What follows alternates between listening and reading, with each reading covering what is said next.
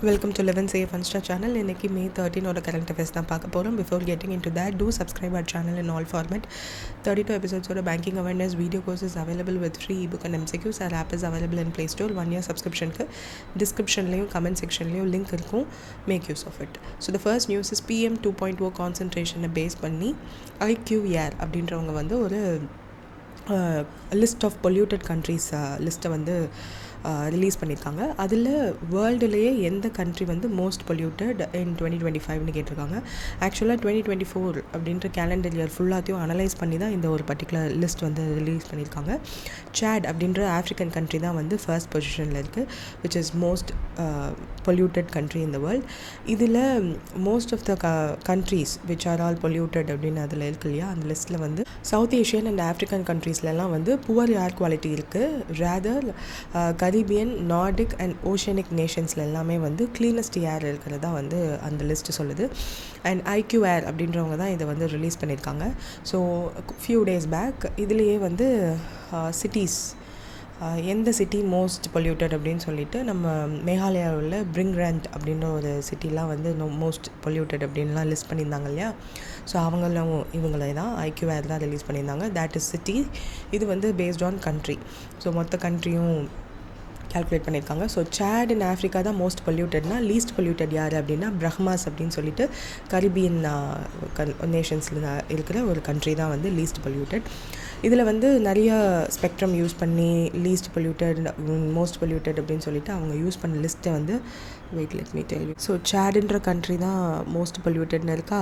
Next வந்து Bangladesh, third வந்து Pakistan, fourth வந்து காங்கோ, ரிபப்ளிக் ஆஃப் காங்கோ, அப்புறம் ஃபிஃப்த்து தான் நம்ம இருக்கோம். ஸோ இது top 5 countries. And least 5 countries வந்து பிரம்மாஸ் இருக்கும். Bahamas, Bermuda, French Polynesia, US Virgin island, Puerto Rico அப்படின்ற கண்ட்ரீஸ். ஸோ இதெல்லாம் தான் வந்து அவங்க கொடுத்துருக்க list. So most polluted. So இந்த லீஸ்ட் பொல்யூட்டட் வந்து மோஸ்ட்லி எந்த மாதிரியான கண்ட்ரீஸில் இருக்குது அப்படின்றது தான் இங்கே கொடுத்துருக்காங்க. லைக் ஸ்வீடன் இதெல்லாம் வந்து அந்த கரீபியன் நேஷன்ஸ் சைட் இருக்கிறதுனால. Then objective of this ranking is to என்னென்னா அந்த பொல்யூஷன் ரேங்கிங்கில் நம்ம கண்ட்ரி வந்துருச்சு அப்படின்றதுக்காகவாது அந்த கண்ட்ரி வந்து ஏதாவது ஸ்டெப்ஸ் எடுத்துகிட்டு பொல்யூஷனை கண்ட்ரோல் பண்ணுறதுக்காக ஏதாவது ஸ்டெப் எடுப்பாங்க இல்லையா. ஸோ ஃபார் எக்ஸாம்பிள் இப்போ இந்தியா வந்து 5th பொசிஷனில் இருக்குது அப்படின்னு சொன்னதுக்கப்புறம் ஆப்வியஸாக ஆப்போசிஷன் பார்ட்டி என்ன பண்ணுவாங்க, ரைஸ் பண்ணுவாங்க கொஸ்டின்ஸ் பார்லிமெண்ட்லலாம். இந்த மாதிரி நம்ம கண்ட்ரி வந்து இவ்வளோ மோசமான நிலைமையில் இருக்குது, what is the government doing to rectify it அப்படின்லாம் கேட்பாங்க. ஸோ அதெல்லாம் வந்து கண்டிப்பாக அதுக்காக something the government has to take. So இப்போ ரீசெண்டாக வந்து டெல்லியில் பிஜேபி அவங்க திரும்ப வந்துட்டதுனால அந்த சிஎம் அந்த இருக்காங்க இல்லையா. ஸோ ஷீ மேட் சர்டன் அந்த பைலட் டெஸ்டிங் மாதிரிலாம் சில விஷயங்கள் to reduce the air pollution பண்ணாங்க இல்லையா. ஸோ அந்த மாதிரி அந்த country has to take step. அதுக்காக தீஸ் லிஸ்ட்ஸ் ஆர் இந்த லிஸ்டெல்லாம் வந்து யூஸ்வலாக மேக் பண்ணுறாங்க. இதில் வந்து மெயின் ஃபோக்கஸ் வந்து PM அப்படின்னு சொல்கிறது வந்து பார்ட்டிகுலேட் மேட்டர் 2.5 அப்படின்றது தான். ஸோ இது ஒரு மைக்ரோஸ்கோபிக் பொல்யூட்டன்ட். இது என்ன பண்ணும் அப்படின்னா நம்மளோட லங்ஸ், பெட் ஸ்ட்ரீம் இதிலெல்லாம் வந்து ஈஸியாக பெனிட்ரேட் ஆகக்கூடிய அளவுக்கு ரொம்ப மைன்யூட்டாக இருக்கும். ஸோ அதனால major heart diseases, respiratory disorders and premature டெத்லாம் நடக்குது. ஸோ அந்த டெத் நடக்குது இல்லையா, அந்த டெத் வந்து வேர்ல்டு வைடு ஒரு 9 பேர் இறந்து போகிறாங்க அப்படின்னா அதில் ஒரு ஆள் வந்து they are dying because of this PM 2.5னால ஏற்படுற டிசீசஸ் இருக்கு இல்லையா. அந்த டிசீஸ்க்கு காஸாக தான் வந்து அந்த டெத் இருக்குது அப்படின்றதுனால யூஎன்னோட வேர்ல்டு ஹெல்த் ஆர்கனைசேஷனுமே வந்து இந்த ஏர் பொல்யூஷனை கண்ட்ரோல் பண்ணுங்கன்னு சொல்லி நிறைய இஷ்யூஸ் கொடுத்துட்டு தான் இருக்காங்க. ஸோ அதனால தான் இந்த மாதிரி PM 2.5ஓட வேல்யூ இஸ் அலார்மிங். அதை கண்ட்ரோல் பண்ணுறதுக்கு தான் வந்து எல்லா கண்ட்ரியும் ஏதாவது ஒரு இன்னோவேட்டிவ் விஷயங்களை செஞ்சுட்டே இருக்காங்க. So environmental policy relevance the list urges countries with high pollution லெவலை வந்து என்ன பண்ணுறாங்கன்னா எஸ்பெஷலி சவுத் ஏஷியா அண்ட் ஆஃப்ரிக்காவில் இருக்கிற கண்ட்ரிஸ் எல்லாத்தையும் ஸ்ட்ரிக்டர் எமிஷன் கண்ட்ரோல் கொண்டு வாங்க, சஸ்டைனபிள் எனர்ஜி யூஸை வந்து ப்ரமோட் பண்ணுங்கள், அர்பன் பொல்யூஷன் மேனேஜ்மெண்ட்டை என்ஃபோர்ஸ் பண்ணுங்கன்னு சொல்கிறாங்க. அதனால தான் நம்ம கண்ட்ரிலையுமே டெல்லியில் வந்து இந்த ஸ்க்ராப் இந்த 15 இயர்ஸ்க்கு மேலே ஒரு வெஹிக்கல் இருக்குது, that is CNG or liquefied petrol gas or இது யூஸ் பண்ணுங்கள், சிஎன்ஜி யூஸ் பண்ணுங்கன்னு சொல்லுவாங்க, இல்லைனா இவிஸ் யூஸ் பண்ணுங்கள். இவி யூஸ் பண்ணுங்கன்னு சொல்லுவாங்க.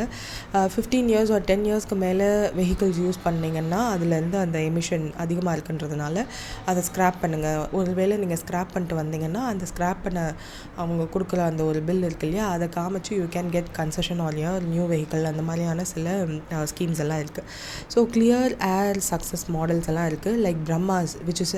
அதுக்கப்புறம் ஃப்ரெஞ்ச், பாலினேஷியா, நார்டிக் கண்ட்ரீஸ்லாம் வந்து நிறைய என்விரான்மெண்டல் கவர்னன்ஸ் எல்லாம் அவங்க பண்ணியிருக்காங்க to control the air pollution. So அதெல்லாம் வந்து சக்ஸஸ்ஃபுல் மாடல்ஸை வந்து இந்த countries which are most polluted can adapt it. So particulate matter 2.5னா இது fine inhalable particles with diameter of 2.5 micrometres or smaller.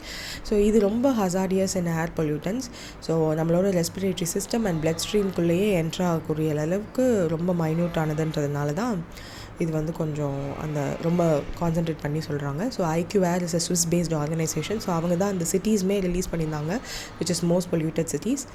இந்த கண்ட்ரியுமே ரிலீஸ் பண்ணது அவங்க தான். ஸோ இதில் வந்து PM 2.5 பார்ட்டிகுலேட் மேட்டர் அப்படின்னு சொல்லிட்டு கான்சன்ட்ரேஷனை வந்து அவங்க கேல்குலேட் பண்ணுறதுக்கு யூஸ் பண்ணுற அந்த வாட் டு சே மெஷர் பண்ணுற யூனிட் இருக்கு இல்லையா, இது வந்து மைக்ரோகிராம்ஸ் பெர் கியூபிக் மீட்டர் அப்படின்றது தான். Micrograms per cubic metre. So அதை ஞாபகம் வச்சுக்கோங்க. மேபி ஏதாவது ஒரு எக்ஸாம்பிள் கேட்டாங்கன்னா you might know micrograms per cubic metre. So that's it. Next SRS 2021 report. இது வந்து நம்ம டோட்டல் ஃபர்டிலிட்டி ரேட் இது ரிலேட்டடாக வந்து ஒரு ரிப்போர்ட் வந்து ரிலீஸ் பண்ணியிருந்தாங்க. ஸோ அதில் இந்தியாவில் ஹையஸ்ட் டோட்டல் ஃபர்டிலிட்டி ரேட் இருக்கிற ஒரு ஸ்டேட் என்ன அப்படின்னு கேட்டிருக்காங்க, விச் இஸ் பீகார். இதை ரிலீஸ் பண்ணது registrar general of India. So registrar general of India sample registration system 2021 ரிப்போர்ட்டை வந்து ரிலீஸ் பண்ணியிருக்காங்க. அந்த இயர்லேயே தெரியுது it has to be released in 2021 or 2022. But இப்போ ரிலீஸ் பண்ணதுக்கான மேஜர் ரீசன் என்னென்னா பிகாஸ் ஆஃப் கோவிட் டிலே ஆகி தான் இந்த ரிப்போர்ட் வந்து ரிலீஸ் ஆகிருக்கு. May 7th தான் ரிலீஸ் ஆகிருக்கதா சொல்லியிருக்காங்க. So this is the report. இதில் வந்து இந்த ஃபுல் வாட் டு சே இந்த 3 பேஜஸ் சம்திங் இருக்கும். சாரி 2 பேஜ் இருக்கா. இது எல்லாத்தையும் ரீட் பண்ணுறதை விட இங்கே ஃபர்ஸ்ட் கொடுத்துட்டாங்க பார்த்தீங்களா, இந்த இதுதான் நம்மளுக்கு தேவையானது. ஸோ இதில் ஃபர்ஸ்ட் வந்து சாம்பிள் ரெஜிஸ்ட்ரி சிஸ்டம் ரிப்போர்ட் 2021 வந்து ரெஜிஸ்ட்ரார் ஜெனரல் ஆஃப் இந்தியா தான் ரிலீஸ் பண்ணியிருக்காங்க. இது வந்து ஸ்பெஷல் புல்லட்டின் அப்படின்னு சொல்லிட்டு ஃபர்ஸ்ட் வந்து maternal mortality rate. Maternal mortality rate அப்படின்னா number of maternal deaths during a year. ஒரு வருஷத்தில் மேட்டர்னல் அதாவது குழந்தை ப்ரெக்னெண்ட்டாக இருக்கிற போது எத்தனை பெண்கள் இறந்து போகிறாங்களோ divided by number of live births during the same year. So எத்தனை பேர் இறந்து போகிறாங்க, எத்தனை குழந்தைங்கள் லைவ் பர்த் ஆகுறாங்க அப்படின்றது இன்டூ 1 lakh அப்படின்றது தான் இதோடைய ஃபார்முலா. ஸோ MMR வந்து அந்த ரேட் வந்து டிஃபர் ஆகிருக்கு அப்படின்னு சொல்லியிருக்காங்க. ஸோ 37 பாயிண்ட்ஸ் டிஃபரன்ஸ் இருக்குது. 130 per lakh லைவ்ஸ் பர்த்ன்னு வந்து 2014-16 இருந்தது. இப்போ 93 வந்து கம்மியாக இருக்குது, விச் இஸ் ஒரு நல்ல improvement. Then infant mortality rate of the கண்ட்ரியுமே வந்து 39 டிக்ளைன் ஆகி 39 per 1000 லைவ் பர்த்ஸ்ன்னு இருந்தது போய் 27 per லைவ் பர்த்ஸ்ன்னு இருக்குது. So number of deaths of infant under 1 year, அதாவது குழந்தை பிறந்து ஒரு வருஷத்துக்குள்ளே இறந்து போகுது இல்லையா, ஸோ அந்த குழந்தைங்களை கால்குலேட் பண்ணுறது தான் இது. So formula will be number of infants death under 1 year in a year divided by எத்தனை குழந்தைங்க உயிரோடு இருக்காங்க into 1000.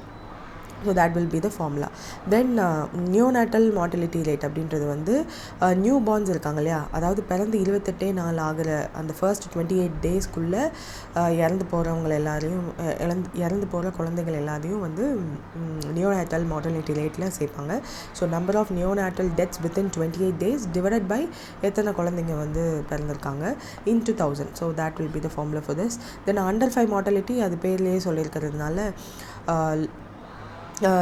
ஸ்பெசிஃபிக், அதாவது அவங்களோட 5வது வயசு ரீச் பண்ணுறதுக்குள்ளே அந்த குழந்தை இறந்து போச்சு because of various other nutritional ரிலேட்டடான ரீசன்ஸ் அப்படின்னா that comes under 5 mortality rate. So அதுவுமே வந்து 45 இருந்தது, இப்போ 31 இருக்குன்ற மாதிரி சொல்லியிருக்காங்க. ஸோ அதனுடைய ஃபார்முலாவுமே வந்து number of deaths of children under 5 divided by number of live births into 1000. So fertility ரேட்டுன்னு பார்க்கும்போது ஆவரேஜ் நம்பர் ஆஃப் சில்ட்ரன் அந்த ஒரு particular that would be born to a woman over her lifetime. So நான் ஒரு விமனோட life டைமில் எத்தனை number of குழந்தைங்க வந்து பிறந்திருக்க வாய்ப்பு இருக்குது if she experience the current age specific fertility ரேட்ஸ்ன்னு சொல்கிறது தான் அந்த ஒரு டோட்டல் ஃபர்டிலிட்டி ரேட். ஸோ அதுவுமே வந்து டோட்டல் ஃபர்டிலிட்டி ரேட் இருக்கா அது வந்து 2ல் இருக்குது. So that is also very important. Sex ratio at birth, so அதுவுமே சொல்லியிருக்காங்க. The number of female births, so அது வித் ரெஸ்பெக்ட் டு 1000 மேல் அதை கேல்குலேட் பண்ணுறது தான் sex ratio at birth. So அது வந்து 899 இருந்தது, இப்போ 913 இன்க்ரீஸ் ஆகிருக்கு. பிகாஸ் 1000 மென்னுக்கு 913 விமன் தான் இருக்காங்க. இது 2021 data. So this is the total thing here. அதுக்கப்புறம் இதில் வந்து இந்த SRS ரிப்போர்ட்டில் ஸ்டேட் பேஸ்டும் அவங்க வந்து கேல்குலேட் பண்ணி சொல்லியிருக்காங்க. அதனால தான் நம்மளுக்கு அந்த நியூஸுமே இங்கே இருக்குது. So what is the state based நியூஸ்ன்னு பார்க்கும்போது 8 ஸ்டேட்ஸ் வந்து தே அச்சீவ்டு சம்திங். ஸோ அந்த வாட் டு சே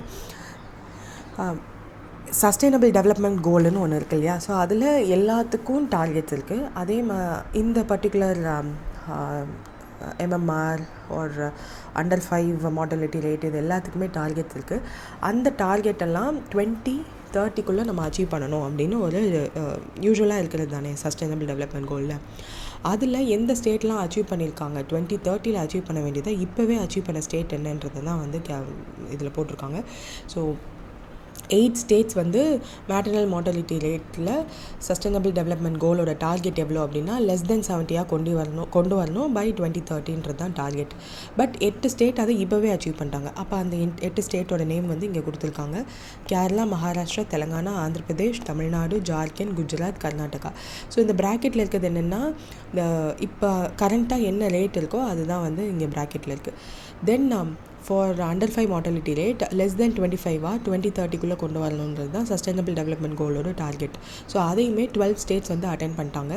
அதுலேயுமே கேரளா, டெல்லி, தமிழ்நாடு, ஜம்மு அண்ட் காஷ்மீர், மகாராஷ்டிரா, வெஸ்ட் பெங்கால், கர்நாடகா, பஞ்சாப், தெலுங்கானா, ஹிமாச்சல் பிரதேஷ், ஆந்திர பிரதேஷ், குஜராத்லாம் இருக்குது. ஸோ ப்ராக்கெட்டில் தே ஹேவ் கிவன் என்ன கரண்ட் ரேட்டுன்னு. தென் 6 ஸ்டேட்ஸ் வந்து நியோநாட்டல் மார்டாலிட்டி ரேட் வந்து லெஸ் தென் 12 கொண்டு வரணும் பை 2030 தான் சஸ்டைனபிள் டெவலப்மெண்ட் கோலோட டார்கெட். அதை 6 states and union territories achieve பண்ணியிருக்காங்க. அது யாருன்னா Kerala, Delhi, Tamil Nadu, Maharashtra, Jammu and Kashmir and Himachal Pradesh. So இந்தியாவோட ப்ராக்ரஸ் வந்து மேட்டர்னல் அண்ட் சைல்டு மார்டாலிட்டியில் குளோபல் ஆவரேஜை விட நம்ம நல்லா பண்ணிகிட்ருக்கோம் அப்படின்றதுக்கான சர்டன் பாயிண்ட்ஸ் வந்து இங்கே கொடுத்துருக்காங்க. ஸோ அது என்ன அப்படின்னு பார்த்தோன்னா first United Nations maternal mortality estimation inter agency group அப்படின்னு ஒன்று இருக்குது. They are submitting a report 2000 2023 வரையும் அனலைஸ் பண்ணி ஒரு ரிப்போர்ட் வந்து பப்ளிஷ் பண்ணியிருக்காங்க ஆன் April 7, 2025. இதில் இந்தியாவோட மேட்டர்னல் மார்டாலிட்டி ரேட் வந்து 2023 23 பாயிண்ட்ஸ் ரெடியூஸ் ஆகிருக்கு இந்த பர்டிகுலர் 3 இயர்ஸில் மட்டும் அப்படின்னு சொல்லியிருக்காங்க. இந்த அச்சீவ்மெண்ட் மூலயமா இந்தியாவோட மேட்டர்னல் மார்டாலிட்டி ரேட் 2000 கம்பேர் பண்ணும்போது 2023 86% கம்மியாக இருக்குது. When compared to global average பார்க்கும்போது விச் இஸ் ஜஸ்ட் 48% தான். ஸோ நம்ம 86% ரிடக்ஷன் கொண்டு வந்திருக்கோம். பட் குளோபல் ஆவரேஜே 48 தான்ற போது which is more then achievable. So then so அந்தளவுக்கு நல்லா அச்சீவ் பண்ணியிருக்கோம் நம்ம. United Nations inter agency group for child mortality estimation report 2024 24th March publish ஆச்சு. ஸோ இதுலேயுமே வந்து இந்தியாவை டாப் பர்ஃபார்மிங் கண்ட்ரி அப்படின்ற லிஸ்ட்டில் தான் வச்சுருந்தாங்க with respect to child mortality rates. இந்த ரிப்போர்ட்லேயுமே வந்து இந்தியா வந்து 78% டிக்ளைன் பார்த்துருக்காங்க அப்படின்னு சொல்லியிருந்தாங்க with respect to under 5 mortality rate. And global ஆவரேஜே 61% தான். நியோநாட்டல் மார்டாலிட்டி ரேட்டில் 70% டிக்ளைன் நம்ம பார்த்துருக்கோம். குளோபல் ஆவரேஜே 54% தான். தென் இன்ஃபேன்ட் மார்டாலிட்டி ரேட்டில் வந்து குளோபல் ஆவரேஜே 58% தான். பட் நம்ம வந்து 71% அச்சீவ் பண்ணியிருக்கோம் டிக்ளைன். ஃப்ரம் 1990 2023 எவ்வளோ கம்மி பண்ணியிருக்கோன்றது தான். So this is the thing. இப்போ இங்கே 2014 2021 கம்மியாக இருக்கு இல்லையா, இதை வந்து 1990 2023 வரையும் அவங்க கால்குலேட் பண்ணியிருக்காங்க. அதில் குளோபல் ஆவரேஜ் அண்ட் இந்தியாவோட ஆவரேஜ் இது ரெண்டையும் பார்த்துட்டு தான் இந்தியா வந்து டிக்ளைனிங் ரேட் அதிகமாக்கியிருக்காங்க. அதுக்கு உதவின ஸ்கீம்ஸ் எல்லாத்தையுமே வந்து அவங்க சொல்லியிருப்பாங்க. ஸோ அது வந்து நம்ம ஏற்கனவே ஒரு நியூஸில் பார்த்துட்டோம். பட் இப்போ நம்மளுக்கு இம்பார்ட்டண்ட்டாக இருக்கிறது ஆயுஷ்மான் பாரத் ஸ்கீம். அது தவிர்த்து இங்கே மென்ஷன் பண்ணப்பட்டிருக்க ஸ்கீம்ஸ் எல்லாமே வந்து நம்மளோட இன்ஸ்டிடியூஷன்ஸ், அதாவது ஹாஸ்பிட்டலில் போய் நம்மளோட டெலிவரி எல்லாம் பார்க்கணும், ஒருவேளை சி செக்ஷனாக இருந்தாலுமே அங்கே போகணும் அப்படின்ற ஒரு அவேர்னஸை கொண்டு வரணும் அப்படின்னா அங்கே வந்து எக்யூப்மெண்ட்ஸும் இருக்கணும். ப்ரைமரி ஹெல்த் கேர் சென்டரில் போகணும் ஆர் கவர்மெண்ட் ஹாஸ்பிட்டல்ஸ் பக்கத்தில் இருக்க கவர்மெண்ட் ஹாஸ்பிட்டல்ஸ்க்கு அந்த ப்ரைமரி ஹெல்த் கேர் சென்டர்லேருந்தே அவங்க கூட்டிகிட்டு போய் விடணும். அந்த டிரான்ஸ்போர்ட்டேஷன் காஸ்ட்டெல்லாம் அவங்க பியர் பண்ணக்கூடாது அப்படின்னு சொல்லிட்டு நிறைய டெஸ்ட்ஸ் இருக்குது. So there are certain tests, அது வந்து ஒரு ஸ்கீம்லேயே வரும் நம்மளோட ஸ்கீம்ஸில். So they can take scan, free scans எடுத்துக்கலாம் ஒரு மந்தில் ஒரு பர்டிகுலர் டேட் அப்போ. அந்த மாதிரி நிறைய ஸ்கீம்ஸ்னால நம்ம இந்த அச்சீவ் பண்ணியிருக்கோம் அப்படின்னு வந்து சொல்லியிருப்பாங்க. So that's it with respect to this news. So நம்மளோட அந்த SRS 2021 ரிப்போர்ட்லேயுமே ஃபர்டிலிட்டி ட்ராக்கிங் இதெல்லாமே வந்து சொல்லியிருப்பாங்க. So that's it. ஜஸ்ட் அந்த டேட்டா மட்டும் யூ கேன் சி. இதில் பீகார் தான் நேஷ்னல் டோட்டல் ஃபர்டிலிட்டி ரேட்டில் ஹையஸ்ட் டோட்டல் ஃபர்டிலிட்டி ரேட்டில் இருக்கிறது பீகார் தான். லோவஸ்ட் டோட்டல் ஃபர்டிலிட்டி ரேட்டில் இருக்கிறது டெல்லி அண்ட் வெஸ்ட் பெங்கால். அதாவது ஒரு விமெனோட அவங்க லைஃப் டைம் ஃபுல்லாக இருக்கு இல்லையா, அதில் எத்தனை நம்பர் ஆஃப் சில்ட்ரன் அவங்க பெற்றுக்கிறாங்கன்றது தான் வந்து இங்கே கொடுத்துருக்காங்க. பீகாரில் ஒரு average woman will have 3 kids. Rather டெல்லியில் ஒரு கிட் தான் இருப்பாங்க மேக்ஸிமம், ஆர் மேபி 2. ஸோ அதுதான் இங்கே கொடுத்துருக்காங்க. அண்ட் நம்ம தமிழ்நாடுலலாம் வந்து அது ஹையஸ்ட் எல்டர் பாப்புலேஷன் இருக்குது. ஸோ அது வந்து நம்ம கன்சர்னாக டெமோக்ராஃபிக் டிவிடெண்ட் வந்து இப்போது ஸ்லோவாக சேஞ்ச் ஆகிட்டுருக்கு. அதனால தான் நார்தர்ன் ஸ்டேட்ஸில் இருந்து ரொம்ப ப்ளூ கலர் ஜாப்ஸுக்கு தே ஆர் கம்மிங் ஹியர் அப்படின்னு சொல்லி நிறையா இப்போ ரீசெண்ட் டைம்ஸ்லலாம் பார்த்துருப்போம். மோஸ்ட்லி இந்த பிமாலு ஸ்டேட்ஸில் வந்து அதிகமான பாப்புலேஷன் இருக்கிறதுனால தே வில் அவங்களோட மைக்ரேஷன் வந்து நடக்கும் to the southern states. Because அங்கே தான் எல்டர்லி பாப்புலேஷன் அதிகமாக இருக்குன்றதுனால. அண்ட் ஃபர்டிலிட்டி ரேட்டுமே வந்து ரீப்ளேஸ்மெண்ட் ரேட்டுமே வந்து 2 பிலோ 2லாம் இப்போ வர ஆரம்பிச்சிச்சு. ஸோ அதனால தான். So that's largest producer of watermelon in India as of 2024 எந்த ஸ்டேட்டுன்னு கேட்டிருக்காங்க. உத்தரப்பிரதேஷ் தான். ஸோ ஜஸ்ட் கிளிம்ஸ் எந்த மாதிரி வாட்டர்மெலனோட ப்ரொடக்ஷன் வந்து நம்மளோட கண்ட்ரியில் இருக்குது, அது ஏன் உத்தரப்பிரதேஷில் நல்லா ஃபார்ம் ஆகுது அப்படின்றதெல்லாம் கொடுத்துருப்பாங்க. ஆப்வியஸாக favourable season, climate, soil type எல்லாமே வந்து உத்தரப்பிரதேஷில் இருக்குது. அது மட்டும் இல்லாமல் ஆந்திரப்பிரதேஷ், தமிழ்நாடு, கர்நாடகா, ஒடிசாலையுமே வந்து அந்த வாட்டர்மெலன் ப்ரொடக்ஷன் அதிகமாக இருக்குது. அண்ட் நம்ம ஏரியா அண்டர் கல்டிவேஷன் இன் 2024 பார்க்கும்போது இவ்வளோ 1000 hectares இருந்திருக்கு. அதுக்கு முன்னாடி வருஷத்தில் 16.86,000 hectares. பட் இப்போ இந்த வருஷம் லாஸ்ட் இயர் வந்து கொஞ்சம் கம்மியாயிருக்கு. பட் டோட்டல் ப்ரொடக்ஷன் வந்து அப்ராக்சிமேட்லி 2495,000 மெட்ரிக் டன்ஸ் வந்து ப்ரொடியூஸ் பண்ணியிருக்கோம். அதில் உத்தரப்பிரதேஷ் தான் லார்ஜஸ்ட். ஃபாலோவிங்லி ஆந்திரப்பிரதேஷ், தமிழ்நாடு, கர்நாடகா, ஒடிசாலாம் இருக்குது. So that's it. Then RBI வந்து நியூ சென்ட்ரலைஸ்டு போர்ட்டல் வந்து ரிலீஸ் பண்ணியிருக்காங்க. ஆக்சுவலாக அது நியூலாம் ஒன்றும் இல்லை, CMIS இஸ் இன் யூஸ், முன்னாடிலேருந்து இருக்குது. இப்போ என்னென்னா சர்டன் டிஜிட்டல் லெண்டர்ஸ் அவங்க என்ன பண்ணுறாங்கன்னா பேங்க்ஸ் அண்ட் NBFCஸோடு ஜாயின் பண்ணி தான் நாங்கள் வந்து டிஜிட்டல் லெண்டிங் பண்ணுறோம் அப்படின்னு சொல்கிறாங்க. பட் அது உண்மையா அப்படின்னு RBI செக் பண்ணணும்னு நினைக்கிறாங்க. ஸோ அவங்க என்ன சொல்கிறாங்க அப்படின்னா banks, NBFCs or whomever maybe, நீங்கள் எல்லாருமே வந்து ரெகுலேட்டட் என்டிட்டிஸ்னு அர்த்தம். who are banks, NBFCs, HFCs, CICs எல்லாத்தையுமே வந்து ரெகுலேட்டட் என்டிட்டிஸ்னு சொல்லுவாங்க. ஸோ இவங்க எல்லாருமே என்ன பண்ணணும்னா எந்த டிஜிட்டல் லெண்டிங் ஆப்ஸோடலாம் அவங்க ஒர்க் பண்ணுறாங்களோ அதை வந்து இந்த CMIS போர்ட்டலில் நீங்கள் ரிப்போர்ட் பண்ணணும் அப்படின்னு சொல்லியிருக்காங்க. ஸோ தட் இனிமேல் வந்து ரெஜிஸ்டர்ட் டிஜிட்டல் லெண்டிங் ஆப் எதுன்னு வந்து நம்மளால் ஈஸியாக ஃபைண்ட் அவுட் பண்ண முடியும். So all regulated entities like banks, NBFCs must submit their details of digital lending apps they work with. So அவங்க இப்போ ஃபார் எக்ஸாம்பிள் SBI இருக்காங்க அப்படின்னா they do have YONO. But வேறு ஒரு டிஜிட்டல் லெண்டிங் ஆப்ஸ் கூடயும் அவங்க வந்து டைப்பில் இருக்கலாம். ஃபார் எக்ஸாம்பிள் கூகுள் பேயோட யூ கேன் டேக் ஒரு ஓவர் டிராஃப்ட் பண்ணலாம் அப்படின்னா அவங்க கூகுள் பேயோட டிஜிட்டல் லெண்டிங் ஆப்பாக இருக்காங்க. Google Pay is UPI transfer பண்ணுறதுக்கு ஒர்க் பண்ணுறது தான். But they also do lend. So for பேடிஎம்லலாம் இருக்குது, ஃபோன்பேலேயும் இருக்குது. So if you want to take loan you can. So அந்த மாதிரி சில பேங்க்ஸோட டைப்பில் இருந்தாங்க அப்படின்னா that they have to mention. So there are certain digital lending apps, தனியாக இப்படி கடன் கொடுக்கறதுக்காகவே ஆப்ஸ் இருக்குது. ஸோ அவங்க வந்து பேங்க்ஸ் அண்ட் NBFCஸோட டைப்பில் தான் ஒர்க் பண்ணுறாங்களான்னு அந்த டிரான்ஸ்பரன்சி வேணுன்றதுக்காக இப்போ இந்த ஸ்டெப்பை வந்து RBI எடுத்திருக்காங்க. I know it is too late, but at least இப்போ எடுக்கிறாங்களேன்னு நம்ம நினச்சிக்கிறோம். Centralised information management system May 13, 2025 they have to report their digital lending apps through this particular portal. All regulated entities has to ரிப்போர்ட்னு சொல்லியிருக்காங்க. So இதன் மூலிமா இப்போ for example ஒரு ஆக்சிஸ் பேங்க்குன்னு ஒரு பேங்க் இருக்குது. ஸோ அவங்க வந்து ஃபாஸ்ட் லோன் அப்படின்னு ஒரு பர்டிகுலர் டிஜிட்டல் லெண்டிங் ஆப் இருக்குது. ஸோ அதன் மூலயமா நீங்கள் லோன் வாங்கிக்கலாம், 10 செகண்டில் லோன் அந்த மாதிரிலாம் இருக்குன்னு வச்சுக்கோங்களேன். So what they will do, இதுக்கு முன்னாடி அவங்க டிஜிட்டல் லெண்டிங் ஆப்பாக இருந்திருக்கலாம். பட் இனிமேல் என்ன பண்ணணும் அப்படின்னா, axis bank has to submit through the CMIS portal to RBI that நான் ஃபாஸ்ட் லோன் அப்படின்ற ஒரு ஆப் மூலயமா ஐ am also in partner with fast loan. அதில் வந்து நான் குவிக் பர்சனல் லோன்ஸ் எல்லாம் வந்து அவங்க மொபைல் ஆப் மூலயமா கொடுக்குறாங்க. அதுக்கு பேக் எண்டில் நானும் சப்போர்ட் பண்ணுறேன். I am also providing the fund for it அப்படின்னு வந்து சொல்லணும். They have to report it to RBI. So இதுக்கு முன்னாடினா லெண்டிங் ஆப்ஸ் இருக்கு இல்லையா, so any one could make a lending app, யார் வேணாலும் மேக் பண்ணலாம். ஸோ அது மூலயமா they can give loans to people without linking with real bank or NBFCs. But நம்மளுக்கு வந்து அது லெண்டிங் ஆப்பாக மட்டும்தான் நம்மளுக்கு தெரியும். அது வந்து ஃபேக்காக இருக்கலாம், இல்லீகல் ஆப்ஸாக இருக்கலாம், இல்லை அதில் ஹியூஜ் இன்ட்ரெஸ்ட் ரேட்ஸ், அதாவது RBI கைட்லைன்ஸ் மூலயமா சொல்கிற அந்த இன்ட்ரெஸ்ட் ரேட்ஸ் எதுவுமே இல்லாமல் நிறைய இன்ட்ரெஸ்ட் ரேட்ஸ் இருக்கலாம். அண்ட் பாரோவர்ஸை ஹேராஸ் பண்ணுற ஒரு பிளாட்ஃபார்மாக கூட இருக்கலாம். ஸோ இனிமேல் என்ன பண்ணணுன்னா, எந்த ஒரு டிஜிட்டல் லெண்டிங் ஆப்பாக இருந்தாலும் they have to be in tie up with banks or NBFCs, அந்த ரெகுலேட்டட் என்டிட்டிஸோட டைஅப்பில் இருந்தால் மட்டுமே தே கேன். ஏன்னா இப்போ RBI சொல்லிட்டாங்க. ஸோ பேங்க்ஸ் அண்ட் ஆல் பேங்க்ஸ்ன்னு சொல்ல வேணாம், ரெகுலேட்டட் என்டிட்டிஸ் வந்து now they will report their digital lending apps through this portal. So RBI என்ன பண்ணுவாங்க, கீ ஃபேக்ட் ஸ்டேட்மெண்ட் அப்படின்னு வந்து ப்ரொவைட் பண்ணுவாங்க. அதில் என்ன இருக்கும் அப்படின்னா, சிம்பிள் ஷீட், அதில் என்ன இருக்குன்னா, இன்ட்ரெஸ்ட் ரேட்ஸ், EMI, டென்யூர், இது வேண்டாம், இன்ட்ரெஸ்ட் ரேட், EMI,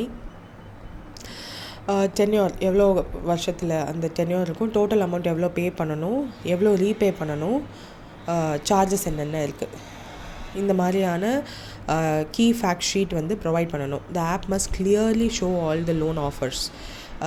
ஏன்னா அவங்க வந்து இப்போது ஃபார் எக்ஸாம்பிள் ஆக்சிஸ் பேங்க்கோடையும் டைஅப் பண்ணியிருக்கலாம், HDFC பேங்க்கோடையும் டைஅப் பண்ணியிருக்கலாம், ஒரு SBI மாதிரியான பப்ளிக் செக்டர் பேங்க்கோடையும் அந்த டிஜிட்டல் லெண்டிங் ஆப் வந்து டைஅப் பண்ணியிருக்கலாம்.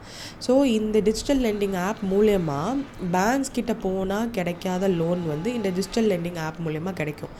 ஏன்னா பேங்க்கில் they will ask for KYC, நிறைய நம்மளோட பேக்ரவுண்ட் செக் பண்ணுவாங்க, சிபில் ஸ்கோர்லாம் செக் பண்ணுவாங்க. பட் இந்த டிஜிட்டல் லெண்டிங் ஆப்ஸ் வந்து என்ன எடுத்துக்கிட்டாங்கன்னா, அந்த ரிஸ்க் எல்லாம் எடுத்துக்கிறதுனால ஆப்வியஸாக இன்ட்ரெஸ்ட் ரேட்ஸ் அதிகமாக இருக்கணும். பட் எக்ஸ்ட்ரீமாக இருக்கக்கூடாது. இன்ட்ரெஸ்ட் ரேட்ஸ் மோர் தென் 50-60% வைப்பாங்க. ஸோ அந்த மாதிரி இருக்கக்கூடாதுன்றதுக்காக அதையும் கண்ட்ரோல் பண்ணணும். Because they are abusing the பாரோவர்ஸ்ன்னு லாஸ்ட் ஃபியூ இயர்ஸாகவே அந்த ஒரு ப்ராப்ளம் இருக்குது. After Covid you might witness more of such events.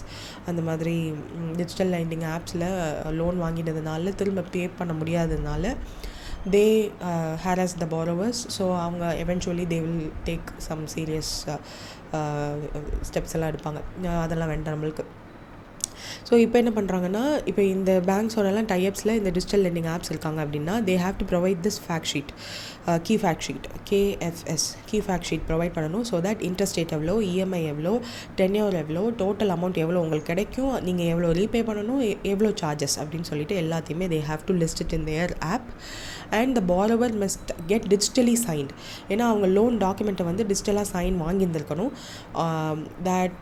that is important. இதுக்கு முன்னாடி அப்படிலாம் இல்லை. அவங்க பேர், ஆதார் கார்டு ஆர் அவங்களோட ரெசிடென்ஷியல் அட்ரஸ், ஃபோன் நம்பர், இந்த மாதிரி சர்டன் கீ KYCs மட்டும் வாங்கிட்டு கொடுத்துருவாங்க. And with the number they use to abuse the borrowers. Of course borrowersம் சில பேர் borrower சைட்லேயும் சில நாட் ஸோ குட் borrowers இருப்பாங்க. But we can't blame any one side. But இப்போது நல்ல borrowers இருப்பாங்க இல்லையா, ஸோ அவங்கள சேஃப்கார்ட் பண்ணுறதுக்காக RBI is doing such things. So அதுலேயுமே இந்த ஆப்பில் வந்து ஏதாவது கம்ப்ளைண்ட் இருக்குது with respect to this app அப்படின்னா அந்த ஆப்லேயே they have to mention how they have to escalate the problem. So RBI level போகணும், RBI ஓம்பட்ஸ்மேன் கிட்ட வரையும் போகணும் அப்படின்னு நினச்சாங்கன்னா அதை வந்து எக்ஸ்பிளைன் பண்ணியிருக்கணும் அந்த ஆப்பில் அப்படின்னு சொல்லியிருக்காங்க.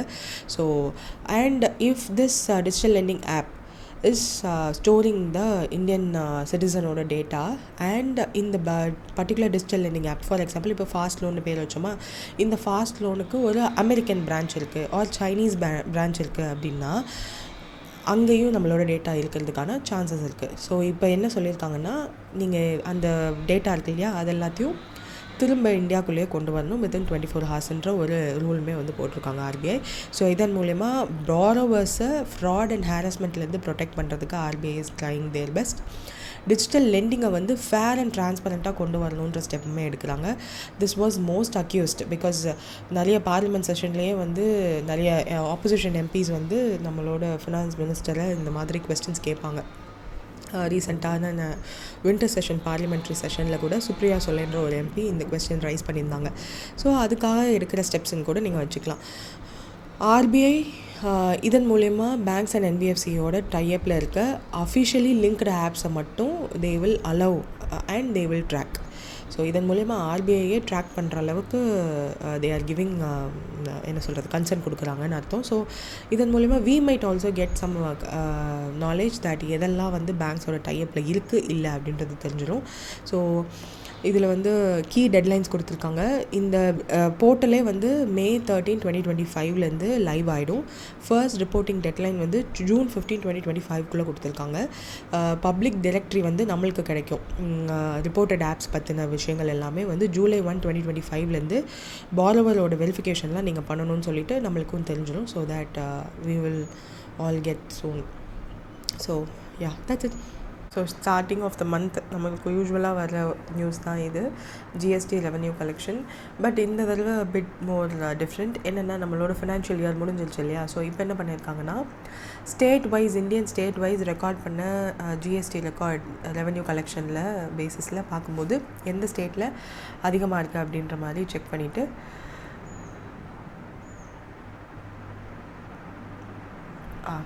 பண்ணிவிட்டு ஒரு லிஸ்ட் மாதிரி ரிலீஸ் பண்ணியிருக்காங்க. லிஸ்ட் மாதிரி ரிலீஸ் பண்ணியிருக்காங்க. ஸோ அதில் எந்த ஸ்டேட் வந்து highest GST collection revenue collection பண்ணியிருக்காங்கன்னு கேட்டிருக்காங்க. Which is Maharashtra. ஆப்வியஸாக நம்மளுக்கே தெரிஞ்சது தான். Highest GST revenue collection among all Indian ஸ்டேட்ஸ்ன்னு பார்க்கும்போது மும்பை, புனே ரெண்டுமே major commercial hubs of the Maharashtra state. So அதனால் it recorded the highest GST revenue collection. And இதனோட key indicators, GST performance is a key indicator of our economic activity, so it plays a vital role. Top 10 Indian states with highest GST revenue collection லிஸ்ட்டே கொடுத்துருக்காங்க. So அதில் first Maharashtra, Karnataka, Gujarat, நம்ம 4th position, 5th வந்து Uttar Pradesh. So இந்த மாதிரி list பண்ணியிருக்காங்க. Just read it. So growth இண்டிகேட்டராக இது வந்து it will be act as a growth indicator. State wise insight பார்க்கும்போது மகாராஷ்டிரா தான் லீடிங்கில் இருக்குது. 3.18 lakh crore GST collection for this financial year. இதில் ஏப்ரல் 2025 மட்டும் 41,645 crore. குஜராத் செகண்ட். ஸோ அதனுடைய இண்டஸ்ட்ரியல் மொமெண்டம்னால தான் நம்மளுக்கே தெரியும், IFSCI பக்கத்தில் இருக்கிறதுனால 13% increase year on year. Lakshadweep வந்து ஹையஸ்ட் ஜிஎஸ்டி க்ரோத் வந்து ரெக்கார்ட் பண்ணியிருக்காங்க. So this is different and this is different. Last இயரோட கம்பேர் பண்ணும்போது இந்த வருஷம் லக்ஷதீப்பில் ஜிஎஸ்டி கலெக்ஷன் அதிகமாக இருக்குது. Because of what that is. So tourist அதிகமாக இருக்காங்கன்றதுனால தான் 287% வந்து அதிகமாக இருக்குது. அண்ட் நம்மளோட கவர்மெண்ட் ப்ராஜெக்ட்ஸுமே வந்து இப்போ அங்கே ஆக்ட் ஆகிட்டுருக்கு. லக்ஷதீப்பை டூரிஸ்ட் ஹப்பாக மாற்றணும்னு நம்ம வந்து நிறைய விஷயங்கள் பண்ணிகிட்ருக்கோம் இல்லையா. ஆஃப்டர் த நம்ம நிறைய மால்தீவ்ஸ்க்கு அகேன்ஸ்டாக நடந்ததுக்கப்புறம் people are interested to visit Lakshadweep. So நம்மளோட கவர்மெண்ட்டுமே வந்து லக்ஷதீப்பில் டூரிஸ்ட் சைட்டாக மாற்றணுன்றதுக்காக சில விஷயங்கள் பண்ணிகிட்ருக்காங்க. ஸோ ஆப்வியஸாக அங்கே வந்து அதிகமான எக்கனாமிக் ஆக்டிவிட்டீஸ் நடக்கும், ஜிஎஸ்டி கலெக்ஷனும் அதிகமாகும். ஸோ 287% அதிகமாக இருக்குது. ஸோ அங்கே there is a digital penetration too. So digital எக்கனாமியுமே அங்கே நல்லா இருக்குன்ற மாதிரி காமிச்சிருந்தாங்க. அருணாச்சல் பிரதேஷ், மேகாலயா அண்ட் நாகாலாண்ட் இது எல்லாத்துலேயுமே வந்து ஸ்லோவாக இருக்குது க்ரோத் அப்படின்னு காமிச்சிருக்காங்க. ஸோ 66% அருணாச்சல் பிரதேஷில், 50% இன் மேகாலயா, 42% இன் நாகாலாண்ட் வந்து இயர் ஆன் இயர் க்ரோத் வந்து இருந்திருக்கு அப்படின்னு சொல்லியிருக்காங்க. that's it. ஜிஎஸ்டி லான்ச் பண்ணது எப்போ அப்படின்ற கீ டேட் வந்து நிறைய பேர் புதுசாக இப்போ பார்க்குறீங்க அப்படின்னா you might have it in your mind. July 1st, 2007. So இந்த நியூஸ் இஸ் வெரி இம்பார்ட்டண்ட். அதாவது எஸ் பேங்க் அப்படின்ற ஒரு க்ரைசிஸ் வந்து ஒருவேளை if you are new to this banking இது அப்படின்னா, இல்லை இதுக்கு முன்னாடி இந்த கீ டேர்ம்ஸ் என்னெல்லாம் நடந்துச்சு, என்ன க்ரைசிஸ்லாம் இருந்துச்சு அப்படின்லாம் தெரியாதவங்களாக இருந்தீங்கன்னா you must know this. So Yes bank crisis அப்படின்றது வந்து என்னென்னா, எஸ் பேங்க் அடுத்த HDFC பேங்க் அப்படின்னு அப்படின்னு சொல்கிற அளவுக்கு பெரிய பேங்க். ஹெச்டிஎஃப்சி பேங்க் அப்போ பெருசான்னு கேட்டால் எஸ். ப்ரைவேட் செக்டர் பேங்க்ஸில் ஹெச்டிஎஃப்சி, ஆக்சிஸ் பேங்க்கெல்லாம் வந்து மேஜர் பிளேயர்ஸ். ஸோ அவங்க along with SBI, HDFC and ICICI are in domestically important banks லிஸ்ட்டில் இருக்குது. சிஸ்டமேட்டிக்கலி டொமஸ்டிக்கலி இம்பார்ட்டண்ட் பேங்க்ஸ்ன்ற ஒரு லிஸ்ட்டெல்லாம் வரும். ஸோ அதில் ஹெச்டிஎஃப்சி, ஐசிஐசிஐ அண்ட் எஸ்பிஐ இருக்குது. ஸோ அடுத்த ஹெச்டிஎஃப்சி எஸ் பேங்க்குன்னு சொல்கிற அளவுக்கு இருந்த ஒரு பேங்க் தான் எஸ் பேங்க். எப்போது 2015. பட் அதுக்கப்புறம் ஸ்லோலி அவங்களோட க்ரோத் தர்ஸ்ட் வந்து க்ரீடாக மாறி ஜூலை 2015 யூபிஎஸ் அப்படின்ற ஒரு அனலைசர்னு சொல்லலாம், குளோபல் ஃபினான்ஷியல் ஜெயிண்ட். ஸோ அவங்க என்ன சொல்கிறாங்க அப்படின்னா, Yes bank is in vulnerable position. அவங்க வந்து இன்னும் அவங்க கொடுத்துருக்காங்களே லோன், எஸ் பேங்க் கொடுத்துருக்காங்க அப்படின்னா அந்த பாரோவர்ஸ் இருக்காங்க இல்லையா, அந்த borrowing companies are not stable. அப்படி என்ன ஸ்டேபிள் இல்லாத கம்பெனிஸ் அப்படின்னு கேட்டிங்கன்னா, ஸோ அதுக்கும் ஒரு கண்ட்ரிக்கும் ஒரு ஸ்டோரி சொல்லணும். I don't have time now. So just நீங்கள் எப்போல்லாம் ஃப்ரீயாக இருக்கீங்களோ இந்த எஸ் பேங்க் க்ரைசிஸ்ன்னு போட்டிங்கன்னா யூடியூப்பில் எக்கச்சக்க வீடியோ வரும், எக்ஸ்பிளைன்லாம் போட்டிருப்பாங்க, just see it. So first பார்த்தோன்னா திவான் ஹவுசிங் ஃபைனான்ஸ், டிஹெச்எஃப்எல் அப்படின்னு ஒரு கார்ப்பரேஷன் இருக்குது. தென் Reliance ATA group, SLG group. ரிலையன்ஸா அப்படின்னு நீங்கள் நினச்சிங்கன்னா இது அண்ணனோடது. ஓகே, வோடஃபோன் ஐடியா, தென் ஜெட் ஏர்வேஸ், இந்த மாதிரி இன்னும் நிறையா. ஸோ இதுக்கெல்லாம் லோன் கொடுத்த பேங்க் தான் எஸ் பேங்க். அப்போது அந்த கம்பெனியெல்லாம் போயிட்டுருக்கு, அதாவது they are not so good in position போது அவங்களுக்கு லோன் கொடுத்த Yes bank was also not in good position. அவங்களோட அண்டர் ரிப்போர்ட்டிங் என்பிஏ இருக்கு இல்லையா, அதையுமே வந்து போதா குறைக்கி அண்டர் ரிப்போர்ட் பண்ணிட்டாங்க. ஒரிஜினல் ரிப்போர்ட்டிங், ஆடிட்டிங் ஒழுங்காக பண்ணலை அப்படின்னா அது ரொம்ப பெரிய பிரச்சனை. இப்போ ரீசெண்டாக இண்டஸ்இண்ட் பேங்க்லேயும் அதுதான் நடந்துகிட்ருக்கு. ஸோ எஸ் பேங்க்கை பார்த்து ஒருவேளை நம்மளையும் பப்ளிக் செக்டர் பேங்க்ஸ் எல்லாம் வந்து ரிவைவ் பண்ணிடுவாங்கன்னு நினச்சி பண்ணியிருந்தாங்கன்னா அதை விட முட்டாள்தனம் எதுவும் இல்லை. பட் எஸ் பேங்க் இஸ் ஒரு எக்ஸாம்பிள்னு சொல்லலாம். எல்லா பேங்க்கும் அந்த மாதிரி ஆகிடுமான்னு கேட்டால் we can say. So 2019 financial இயரில் பார்க்கும்போது அந்த எஸ் பேங்க்கோட என்பிஏ எவ்வளோ இருந்துச்சு அப்படின்னா 3277 crore இருந்துச்சு. அப்போ ஆர்பிஐ வந்து இல்லவே இல்லை, இது இவ்வளோ கம்மியாக இருக்காது, இன்னும் அதிகமாக இருக்கும் அப்படின்னு சஸ்பெக்ட் பண்ணி நிறைய இன்ஸ்பெக்ஷன்ஸ்லாம் போகிறாங்க. எஸ் பேங்க்லேயுமே வந்து நிறைய ஆக்சுவல் ரியாலிட்டி என்ன அப்படின்றதெல்லாம் பார்க்கும்போது அசட் குவாலிட்டி ரிவ்யூ எல்லாம் ஆர்பிஐ பண்ணுறாங்க. அப்போ தான் இவங்க ரிப்போர்ட் பண்ணாங்க இல்லையா, wait I will write it in 3277 crore தான் என்பிஏன்னு அவங்க சொல்கிறாங்க on book. But RBI check பண்ணப்போ, அசட் குவாலிட்டி ரிவ்யூ பண்ணப்போ ட்ரூ கிராஸ் என்பிஏ எவ்வளோ வந்துச்சு அப்படின்னா 17,000 crore. ஸோ இது வந்து FY 2019 நடக்குது. ஸோ அப்போவே வந்து தெரிஞ்சிருச்சு, okay this bank is not in good position அப்படின்னு சொல்லிட்டு. அது வந்து இன்னும் அந்த அனாலிசிஸ் முடிக்கிறதுக்குள்ளேயே அந்த ஃபினான்ஷியல் இயரில் முடிக்கிறாங்க இல்லையா. So usually the financial year ends in March. So அந்த 2019 செப்டம்பர்லேயே இந்த என்பிஏ இருக்கு இல்லையா, இது வந்து 17,000 50,396 crore மாறிடுச்சு. ஸோ அந்தளவுக்கு கடகடன்னு ஸ்விஃப்டாக ஆரம்பிச்சிருச்சு. So the true value now is இவ்வளோ 50,000 crore என்பிஏ இருந்த ஒரு பேங்க் இப்போது என்ன பண்ணுறாங்க அப்படின்னா, after that public sector banks like SBI இந்த மாதிரியான பேங்க்ஸ் எல்லாம் வந்து பேக் பண்ண ஆரம்பித்தாங்க. ஸோ அதில் வந்து என்ன மேஜராக நடந்துச்சு அப்படின்னா, என் பேங்க் வந்து வேறு எதுவும் லாஸ் ஆகாமல் அதில் உள்ள டாப் அஃபீஷியல்ஸ் எல்லாத்தையுமே வந்து ரிமூவ் பண்ணிவிட்டு மார்ச் 2020 அப்போது ஆர்பிஐ வந்து ரெஸ்க்யூ பண்ணாங்க. என்னெல்லாம் பண்ணாங்க, டெபாசிட்டர்ஸ் 50,000க்கு மேலே பெர் அக்கௌண்ட்லேருந்து வித்ட்ரா பண்ணக்கூடாது அப்படின்ற ரெசல்யூஷன்லாம் பாஸ் பண்ணாங்க. தென் ரெசல்யூஷன் பிளான், அதாவது எஸ்பிஐ எந்த பேங்க்கெல்லாம் இதில் இப்போ பார்ட்னராக இருக்காங்கன்னு சொல்லணும், because they are the ones who are going to get benefited through this transaction which is going to happen.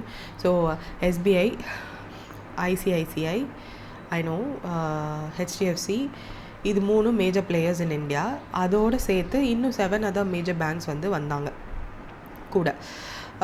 மொத்தம் எல்லா பேங்க்ஸுமே வந்து பேக் பண்ண ஆரம்பித்தாங்க. ஸோ ஒரு பேங்க்குமே வந்து அவங்களுக்கு கெப்பாசிட்டிக்கு ஏற்ற மாதிரி அமௌண்ட்ஸ் வந்து இன்ஃப்யூஸ் பண்ணுங்கள் எஸ் பேங்க் உள்ளன்னு சொல்லப்பட்டாங்க. ஸோ அப்ராக்சிமேட்லி 1000 crore வந்து இன்ஃப்யூஸ் பண்ணாங்கன்ற ரெக்கார்ட் இருக்குது. But we are not sure எவ்வளோ பண்ணாங்க அப்படின்னு சொல்லிட்டு. But no there is a capital infusion எவ்வளோ நடந்துச்சுன்னு ஒரு லிஸ்ட்டுமே இருக்குது. ஈக்விட்டி ஷேர்ஸ் வந்து அலோட் பண்ணாங்க based on that. So infusion யார் எவ்வளோ பண்ணுறாங்களோ அதுக்கேற்ற மாதிரி ஷேர்ஸ் வந்து அந்த பேங்க்குக்கு கொடுப்போம், எஸ் பேங்க்கோட ஷேர்ஸ் அப்படின்னு சொல்லி கன்வெர்ட் பண்ணியிருந்தாங்க.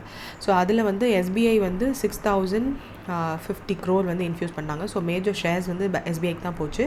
அதுக்கப்புறம் ஹெச்டிஎஃப்சி அண்ட் ஐசிஐசிஐ வந்து 1000 ஈச் ஈக்விட்டி ஷேர்ஸ் வந்து அலாட் பண்ணப்பட்டுச்சு. ஸோ அவங்களுமே வந்து அவ்வளோ க்ரோர் வந்து 1000 crore வந்து இன்ஃப்யூஸ் பண்ணாங்க. அது மட்டும் இல்லாமல் இந்த 7 பேங்க்ஸ்ன்னு சொன்னேன் இல்லையா, அந்த 7 பேங்க்ஸோட நேம் என்னென்னா Axis, Kotak Mahindra, the Federal Bank, Bandhan Bank, IDFC First Bank. இவங்க எல்லோரும் சேர்ந்து தான் மொத்தமாக 8 பேங்க்ஸ் வந்து இது 7 சொல்லிட்டேன்னா டோட்டலி 8 பேங்க்ஸ் வந்து பேக் பண்ணாங்க எஸ்பிஐயை எஸ் பேங்க்கை. ஸோ அதுக்கப்புறம் என்னாச்சு, எஸ்பிஐ தான் one of the largest share ஹோல்டராக இருந்தாங்க. இப்போ இந்த ஒரு இதெல்லாம் முடித்தாங்கல்ல, இந்த ஷேர்ஸ் எல்லாம் முடிச்சதுக்கப்புறம் ஆர்பிஐ என்ன சொன்னாங்கன்னா, these 8 banks should not sell their shares. இப்போ ஆர்பிஐ வந்து அவங்க கொடுத்த இன்ஃப்யூஷன் அமௌண்ட்டுக்கு ஏற்ற மாதிரி ஷேர்ஸ் கொடுத்துட்டாங்க. அந்த ஷேர்ஸை வந்து they shouldn't sell that easily. And இந்த ஷேர்ஸ் எல்லாம் இவங்களுக்கெல்லாம் கொடுத்துட்டா அப்போ எக்ஸிஸ்டிங் ஷேர்ஸ் என்ன ஆகுதுன்னா, ஆமாம் டைல்யூட் பண்ணாங்க. எக்ஸிஸ்டிங் ஷேர்ஸ் என்ன இருந்துச்சோ, என்ன பேங்க்கோட ஓனர்ஷிப் இருந்துச்சோ அந்த ஸ்ட்ரக்சரே வந்து சேஞ்ச் பண்ணாங்க. அப்படி சேஞ்ச் பண்ணும்போது எஸ்பிஐ தான் வந்து லார்ஜஸ்ட் ஷேர் ஹோல்டராக மாறினாங்க. அதுக்கப்புறம் there were additional steps like Yes பேங்க்கோட 81 பாண்ட்ஸ் அப்படின்னு சொல்லுவாங்க, அடிஷ்னல் Tier 1 பாண்ட்ஸ், அதெல்லாம் ரைட் ஆஃப் பண்ணாங்க. அன்செக்யூர்ட் டெப்ட் இன்ஸ்ட்ருமெண்ட்ஸ் எல்லாத்தையுமே வந்து பேங்க் இந்த பர்டிகுலர் எஸ் பேங்க்கால் இஷ்யூ பண்ணது எல்லாத்தையுமே வந்து அதனுடைய கேபிட்டல் பேஸ் பண்ணி லாஸஸ் எல்லாத்தையும் அப்சர்வ் பண்ணிவிட்டு ரைட் டவுன் பண்ணாங்க. இந்த மாதிரி நிறைய ரைட் ஆஃப்ஸ் நடந்துச்சு ஆப்வியஸாக. ஸோ நியூ சிஇஓ வந்து அப்பாயிண்ட் பண்ணப்பட்டார். யாருன்னா நவ் எஸ்பிஐ தான் மேஜர் ஷேர் ஹோல்டர் அப்படின்றதுனால எஸ்பிஐயோட வெட்ரன் ஒரு ஆஃபீஸர் பிரசாந்த் குமார் அப்படின்றவர் தான் வந்து எஸ் பேங்க்கோட சிஇஓவாக ஆனார். அதுக்கப்புறம் ஃபர்ஸ்ட் மேஜர் ஸ்டெப்பாக 48,000 crore ஆஃப் பேட் லோனை வந்து JC flowers asset reconstruction company ஏஆர்சிக்கு கொடுத்தாங்க. அவங்க they will take care of. ஏன்னா இப்போது நம்மக்கிட்ட அந்த பேட் பேங்க்குன்னு ஒன்று வந்துருச்சு, நம்ம வி ஹேட் சர்ஃபேசி ஆக்ட் எல்லாம் எனேபிள் பண்ணிட்டோம். அப்போது ஏஆர்சிஸ் நம்மக்கிட்ட இருந்ததுனால ஃபர்ஸ்ட் ஸ்டெப்பாக இவ்வளோ 50,000 crore என்பிஏ இருக்குது.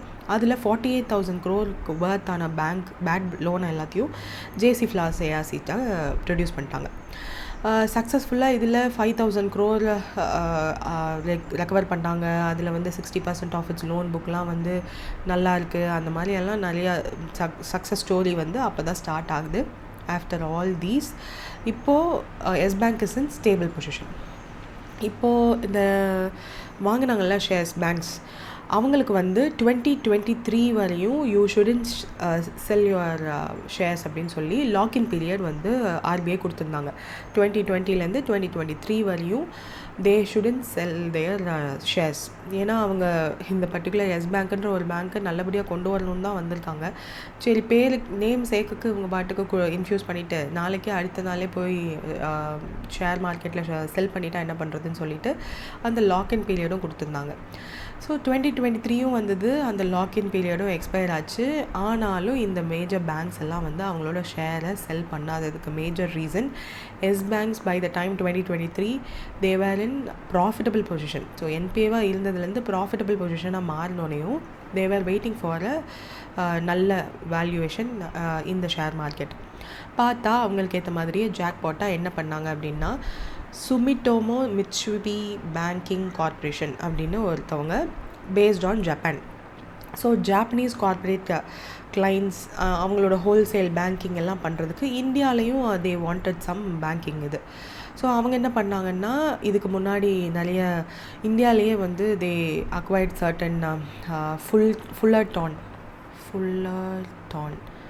இந்தியா அப்படின்ற ஒரு கம்பெனியோட stake which is NBFC. So அதிலெல்லாம் வந்து ஸ்டேக்ஸ் வாங்கினாங்க. 74% ஆஃப் த ஸ்டேக் வாங்கியிருந்தாங்க. ஆனாலும் தே வேர் நாட் சாட்டிஸ்ஃபைட். ஸோ இந்தியாவில் they wanted to be a major player. So அதனால இப்போ என்ன பண்ணிட்டாங்க அப்படின்னா, எஸ் பேங்க்கில் இவ்வளோ 1000 crore worth ஆஃப் ஸ்டேக்கை வந்து அவங்க இப்போ வாங்க போகிறாங்க. ஸோ இதனால் என்ன நல்லதுன்னா, இப்போ இந்த 8 பேங்க்ஸ் அவங்களோட ஷேர் ஹோல்டிங் வச்சுருக்காங்க இல்லையா, தே can sell that in good position, good ரேட்டுக்கு அவங்க செல் பண்ணலாம் அப்படின்றது தான் இப்போ இருக்க இது. சும்மா இந்த நியூஸ் மட்டும் படிச்சிருந்தீங்க அப்படின்னா கண்டிப்பாக இது என்ன ஏன்னே உங்களுக்கு புரிஞ்சிருக்காது. So this is the back story. So 26% தான் ஃபாரின் ஓனர்ஷிப் வந்து ஒரு ஸ்டேக் வந்து இருக்கணும் ஒரு கம்பெனியில். அதனால தான் இந்த இது வந்து 26% கீழேயே வச்சுருக்கிறதாகவும் வந்து சொல்லியிருந்தாங்க. தென்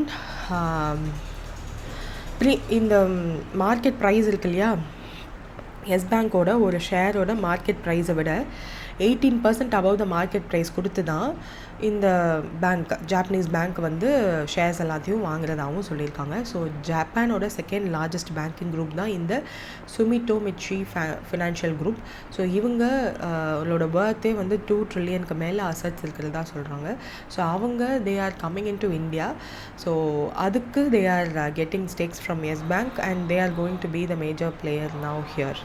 so I hope you got some clear idea. இப்போ வந்து ஏன்னா இப்போ வந்து ஷேர் வேல்யூவை இவங்களே ஏற்றி விட்ட மாதிரி ஆயிடுச்சு. இப்போது எஸ் பேங்க்கோட வேல்யூவேஷன் போஸ்ட் டீல் எவ்வளோ ஆயிடுச்சுன்னா 7.9 billion ஆயிடுச்சு. பட் இஃப் யூ சி, நீங்கள் இப்போ போய் கூகுளில் எஸ் பேங்க்கோட ஷேர் ப்ரைஸ் அப்படின்னு போட்டிங்கன்னா it is still in green. So after இவங்க வாங்க வந்ததுக்கப்புறம் இன்னும் அதிகமாக ஆரம்பிச்சிருக்கு. ஸோ லாஸ்ட் 10 years விட இதுதான் வந்து ஹையஸ்ட் மேக்ஸிமம் பார்க்கும்போது. பட் 2020 கம்பேர் பண்ணும்போது it is not so good. அவங்களோட ப்ரைஸிங் வந்து 2017 பீக்கில் இருந்துச்சு, 17-18 பீக்கில் இருந்துச்சு. 19 டவுன் ஆனது. இன்னும் அந்த 17-18 ரேஞ்சுக்கு போகலை வேல்யூவேஷன்.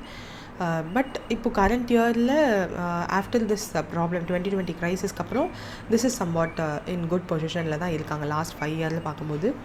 ஸோ இன்னமும் they will have people will start having hope after this, at least இந்த ஒரு பர்டிகுலர் டீலுக்கு அப்புறம். ஏன்னா ஜப்பானோட செகண்ட் லார்ஜஸ்ட் ப்ரைவேட் குரூப் வந்து எஸ் பேங்க்கில் வாங்குறாங்கன்னா தே ஷுட் ஹாவ் ஹோப்.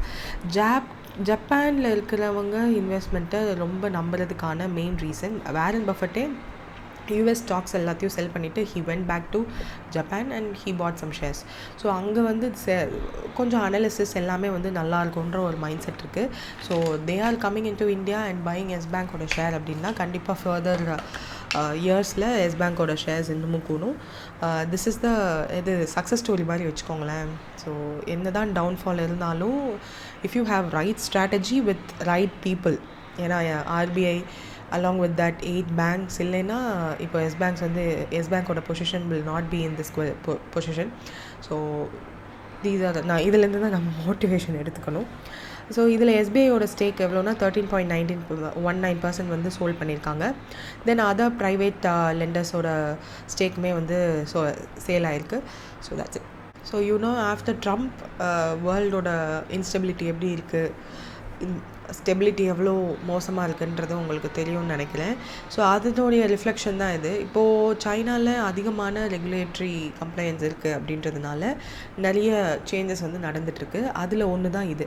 இப்போ என்னென்னா ஒரு சைனீஸ் ஃபினான்ஷியல் குரூப் அவங்களோட பேடிஎம்மில் உள்ள பேரண்ட் கம்பெனியில் உள்ள stake 4% of the stake worth of 2066 crore sale பண்ணுறாங்க. வயா எந்த குரூப்புன்னு கேட்டிருக்காங்க, which is Ant group. So இந்த Ant group through its affiliate Antfin Netherland அவங்களோட ஹோல்டிங் தான் இருந்துச்சு 197 கம்யூனிகேஷனில். இப்போ அந்த 4% ஸ்டேக்கை வந்து செல் பண்ணுறாங்க on bulk deal 2066 crore. So Indian stock எக்ஸ்சேஞ்சில் they are going to sell through BSE and NSE majors. இவங்க 2 பேர் தான் major. Though we have 6 other, டோட்டலாக 6 இருந்தாலும் இந்த 2 பேரை யூஸ் பண்ணி தான் they are going to do this transaction. Discounted floor ப்ரைஸில் தான் பண்ண போகிறதா சொல்லியிருக்காங்க. This is to liquidate their fund. So அந்த பர்டிகுலர் கம்பெனி ஆண்ட் ஃபண்ட் இருக்காங்க இல்லையா, அவங்களுக்கு தேவையான கேஷ் அவுட் பண்ணுறாங்க. ஸோ அவங்களுக்கு அந்த ஷேர்ஸ் எல்லாத்தையும் விற்றுட்டு கேஷாக அவங்களுக்கு மாற்றுறதுக்காக they are doing this. So global investment shift தான் இது. இந்த பேடிஎம்ன்றது வந்து நம்ம நொய்டா ஹெட் குவார்ட்டரோடு இருக்கிற ஒரு major Indian fintech firm digital பேமெண்ட்ஸில். So primary objective of this sale is Ant குரூப்போட போர்ட்ஃபோலியோ ரீபேலன்சிங் தான். ஏன்னா சைனீஸ் ரெகுலேட்டரி கண்டிஷன்ஸ் வந்து ரொம்ப டைட்டர் ஆகிடுச்சு. ஸோ அவங்களோட ஃபாரின் எக்ஸ்போஷரை கம்மி பண்ணணும், லாங் டேர்ம் இன்வெஸ்ட்மெண்ட்டை மானிட்டைஸ் பண்ணணுன்றதுக்காக இந்த சேல் பண்ணுறதா சொல்லியிருக்காங்க. 25.5 மில்லியன் ஷேர்ஸை வந்து they are going to sell. இதனுடைய ஃப்ளோர் ப்ரைஸ் வந்து 809.75 அப்படின்னு வச்சுருக்கதா சொல்லியிருக்காங்க, which is 6.5 டிஸ்கவுண்டட் டு பேடிஎம்மோட லாஸ்ட் என்எஸ்சி க்ளோஷர் ப்ரைஸோடு கம்பேர் பண்ணி சொல்லியிருக்காங்க. So that's it. நம்மளுக்கு ஒன்றும் அவ்வளோ தேவையில்லை, யார் செல் பண்ணுறா எதுக்காக செல் பண்ணுறான்றது மட்டும் தெரிஞ்சால் போதும். திஸ் ரிஃப்ளெக்ட்ஸ் குளோபல் அந்த இப்போ என்ன மாதிரி ஸ்டேட்டில் இருக்குது அப்படின்னு தெரியும். ஸோ யூஎஸ் பிரசிடென்ட் டொனால்ட் ட்ரம்ப்போட புதுசாக he has announced one policy, MFN அப்படின்னு ஒரு பாலிசி வந்து அனௌன்ஸ் பண்ணியிருக்காரு, most favoured nation pricing order அப்படின்னு சொல்லிட்டு, to reduce their prescribed drug prices இருக்கு இல்லையா, ஃபார் மெடிக்கேஷன்ஸ்க்கு எடுத்துப்பாங்க இல்லையா. ஸோ இதனுடைய ப்ரைஸிங் எல்லாம் வந்து மற்ற கண்ட்ரியை விட 3 மடங்கு அதிகமான ப்ரைஸ் கொடுத்து யூஎஸில் இருக்க மக்கள் வந்து ட்ரீட்மெண்ட் எடுத்துக்கிறாங்க. அதனால் they are coming to India மாதிரியான countries where the pricing of the medication or the treatment is much lower. So நம்ம இந்தியா மாதிரியான countries are benefiting because of this medical tourism. இது எல்லாத்தையும் அவருக்கு வந்து கண்ணு ஊற்றிச்சு போல். He is announcing now most favoured nation pricing order. So இதனால் நம்மளும் தான் அஃபெக்ட் ஆக போகிறோம். பிகாஸ் நம்மளோட 10 பில்லியன் வர்த் ஆஃப் எக்ஸ்போர்ட்ஸ் வந்து 1/3 ஆஃப் இந்தியாவோட எக்ஸ்போர்ட்டே வந்து ஃபார்மசூட்டிக்கல் எக்ஸ்போர்ட் தான். அதில் $10 billion worth annually we are getting benefitted through this. இந்தியாவோட ட்ரேடு வந்து அஃபெக்ட் ஆகும் அப்படின்ற மாதிரி நம்மளோட கன்சர்ன். பட் அங்கே இருக்கவங்களுக்கு என்னென்னா யூஎஸோட மக்களுக்கு கம்மியான ப்ரைஸில் மெடிக்கேஷன் கிடைக்கணுன்றதுக்காக he is doing so. So இப்போ என்னென்னா இந்த மோஸ்ட் ஃபேவர்ட் நேஷன் அப்படின்ற ப்ரைஸிங் வந்து WTOலேயே சொல்லியிருக்காங்க. என்ன சொல்லியிருக்காங்கன்னா, article 1 of general agreement on tariff and இது GATT அப்படின்னு இருக்கும், 1994 சொன்னது WTO. இதில் என்னென்னா, every member country of WTO must accord MFN status. நம்மகிட்டயும் இருக்குது மோஸ்ட் ஃபேவர்ட் நேஷன்ஸ் ஸ்டேட்டஸ் இருக்குது. ஸோ ஆல் அதர் மெம்பர் கண்ட்ரீஸ்க்கு அந்த MFN ஸ்டேட்டஸ் கொடுக்கணும். ஸோ இந்த அக்ரிமெண்ட் படி ஒரு கண்ட்ரியையும் இன்னொரு கண்ட்ரி, ஃபார் எக்ஸாம்பிள் இந்தியாவிலேருந்து வர ஃபார்மசூட்டிக்கல்ஸ்க்கு ஒரு ப்ரைஸ் ஒரு 10% இருக்குன்னு வச்சுப்போம். ஆனால் சைனாலேருந்து வர ஃபார்மசூட்டிக்கல்ஸ்க்கு 5% அவங்க போட்டாங்கன்னா that will not be the same. So எல்லாருக்குமே வந்து 1-2% இருக்கணும். அதாவது மோஸ்ட் ஃபேவர்ட் நேஷன் சொல்லிட்டாங்கல்ல, அப்போ கம்மியான டேரிஃப் தான் இருக்கணும். இஃப் நாட் எல்லாத்துக்குமே 5% இருக்கணும். So that is the major thing here. So இனிமேல் வந்து இது வந்து நம்மளை தான் வந்து கன்சர்னிங்காக இருக்கும். ஏன்னா இந்த ரிசர்ச் ஃபார்மசூட்டிக்கல் கம்பெனிஸ் வந்து யூஎஸ்க்கு எக்ஸ்போர்ட் பண்ணி அதில் வர ப்ராஃபிட் மூலயமா they are doing some research. So அந்த ரிசர்ச் எல்லாம் பாதிக்கப்படும் அப்படின்னு ஃபீல் பண்ணுறாங்க.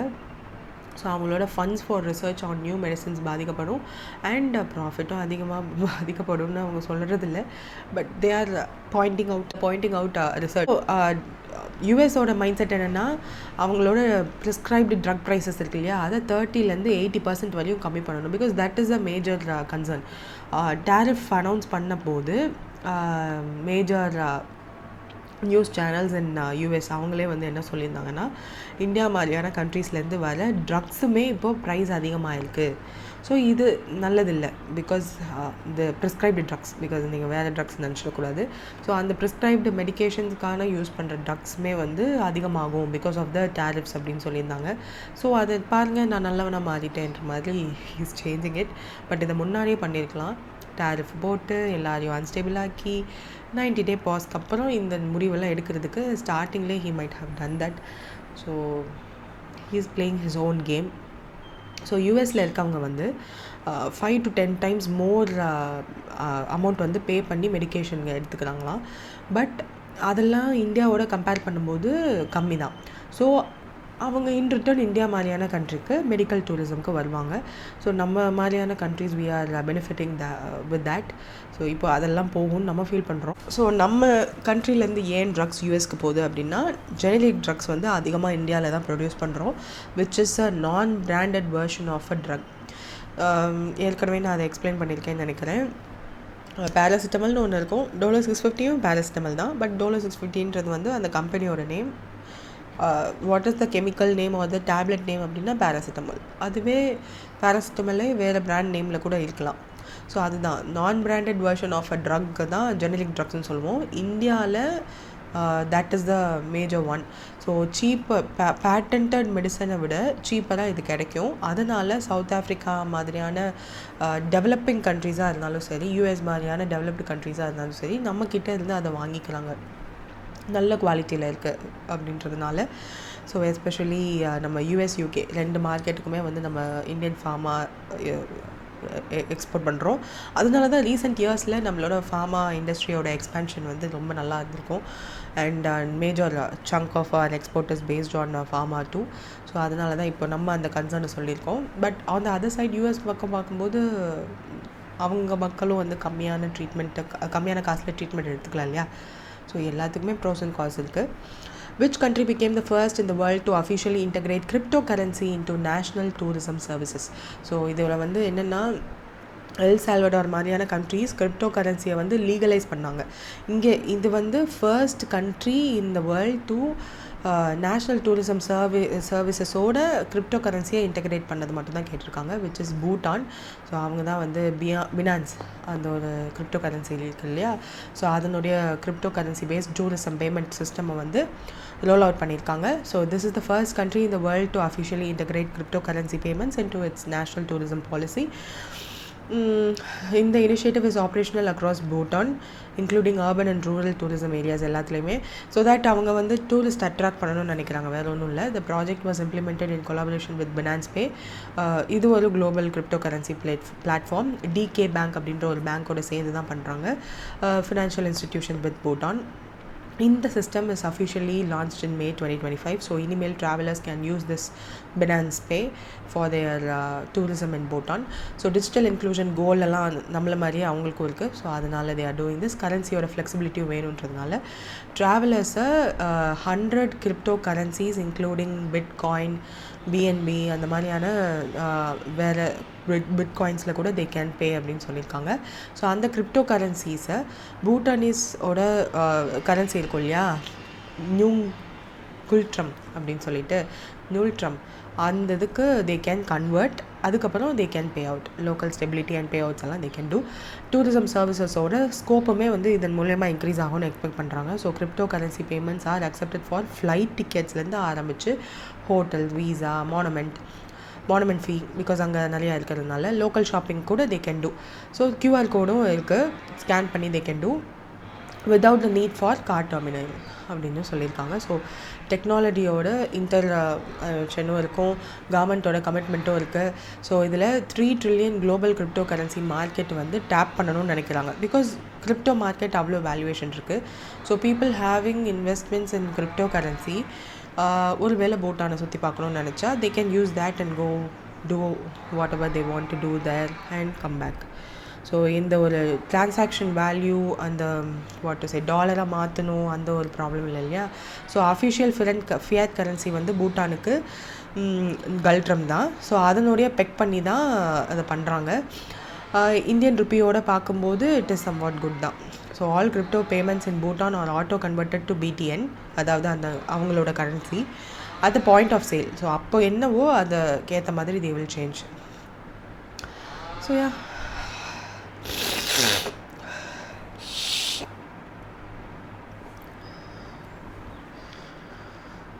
So there is a mandatory fee impose பண்ணுவாங்க டூரிஸ்ட்க்கு. பூட்டானுக்கு ஒரு வேளை நீங்கள் விசிட் பண்ணுறீங்கன்னா you must know. So environmental and cultural ப்ரிசர்வேஷனுக்காக the tourist have to pay. So அதையுமே யூ கேன் டூ வயா கிரிப்டோன்னு சொல்லியிருக்காங்க. ஸோ கியூஆர் பேஸ்டு கிரிப்டோ பேமெண்ட்ஸும் இருக்குது. கிரிப்டோ கரன்சிஸ் அக்செப்டட் எவ்வளோன்னா ஓவர் 100 எதுவாக இருந்தாலும் சரி. ஒரு பிட்காயின் அப்படின்னா 100 பிட்காயினுக்கு மேலே கொடுத்தீங்கன்னா you can convert it into அவங்களோட அஃபிஷியல் கரன்சி.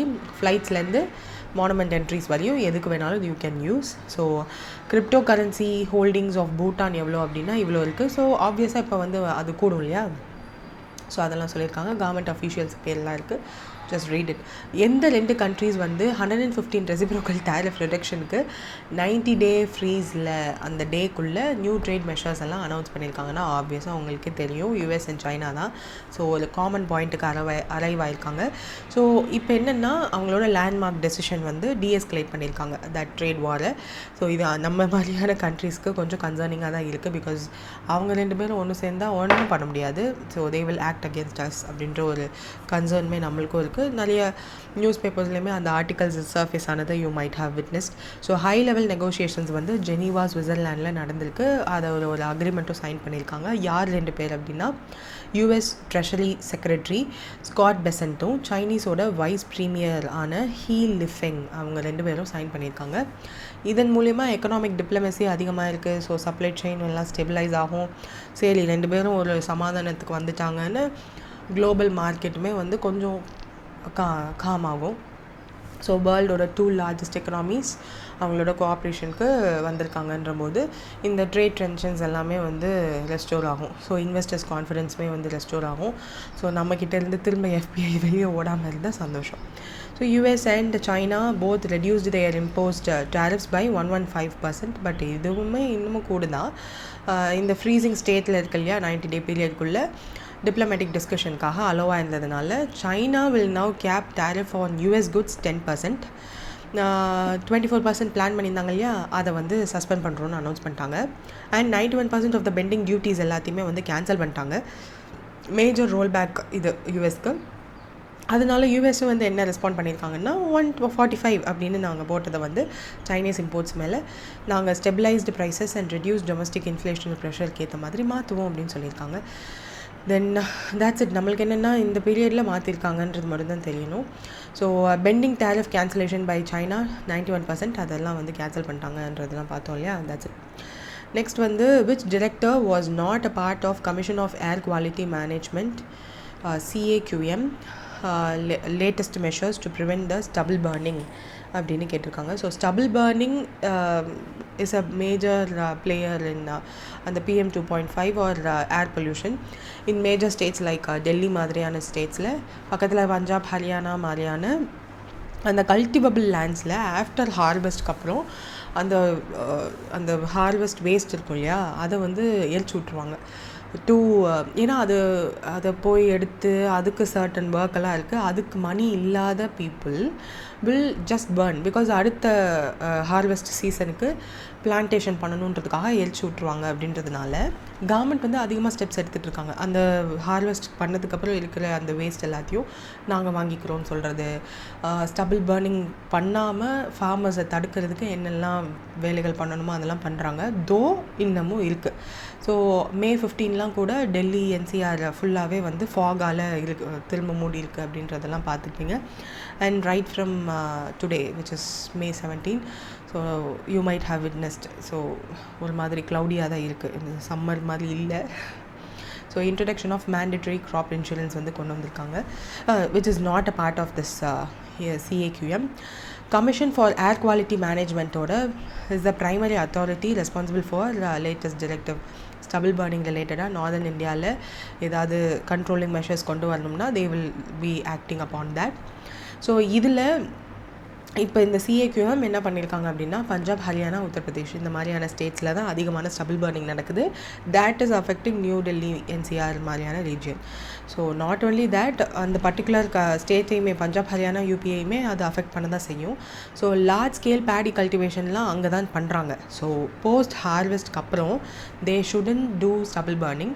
ஸோ அந்த கண்ட்ரோல் பண்ணணுன்றதுக்காக தான் they are doing this. So it will affect the states like in Delhi NCR especially during winter months. Winter month எப்போ வரப்போகுது, அவ்வளோதான், இன்னும் கொஞ்சம் நாளில் வரப்போகுது.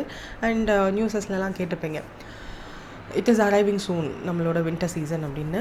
So supreme court order on MC Mehta versus union of India கேஸில் என்ன ஆக்ஷன் எடுத்திருக்கீங்க ஏர் குவாலிட்டி மேனேஜ்மெண்ட் பண்ணுறதுக்காக இன் பர்டிகுலர்லி டெல்லி NCRன்னு கேட்டப்போ இந்த மாதிரி பேக்கிங்லாம் இருக்குது. So they have to do something. So இப்போது ஏர் பொல்யூஷன் ரெடியூஸ் பண்ணுறதுக்காக especially by stubble burning during the paddy harvest season இந்த CAQM வில் ஆக்ட். இப்போ they have released a directive. இதை என்ன பண்ணியிருக்காங்கன்னா, அத்தாரிட்டி வந்து commission for air quality act 2021 படி they are aligning with the supreme கோர்ட்டோட intervention இந்த MC Mehta case.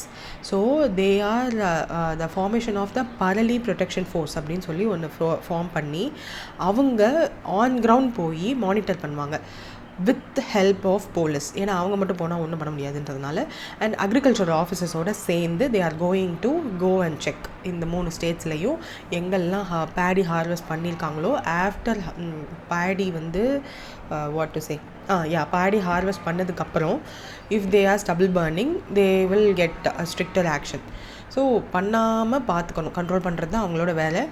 The directives promote both in situ and ex situ crop residues management techniques to provide alternatives to open burning. So stubble burning பண்ணாமல் வேறு என்னெல்லாம் பண்ணுறது, நான் வந்து what is the farmers point of view அப்படின்னா, அதை நான் clear பண்ணுறதுக்கு காசு கொடுக்குற அளவுக்கு என்கிட்ட காசு இல்லை.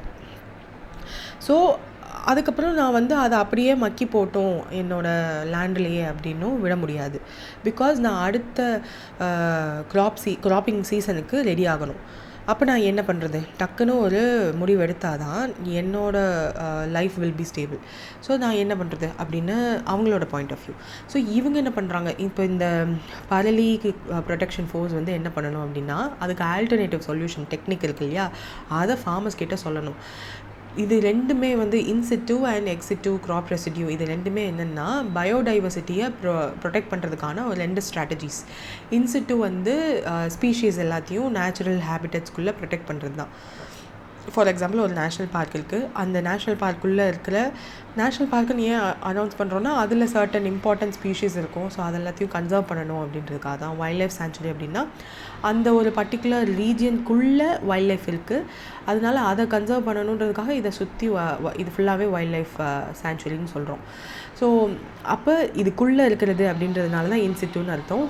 எக்ஸிட்டு அப்படின்றது வந்து protecting species outside their natural ஹேபிட்டட்ஸ்ன்னு சொல்லுவோம்.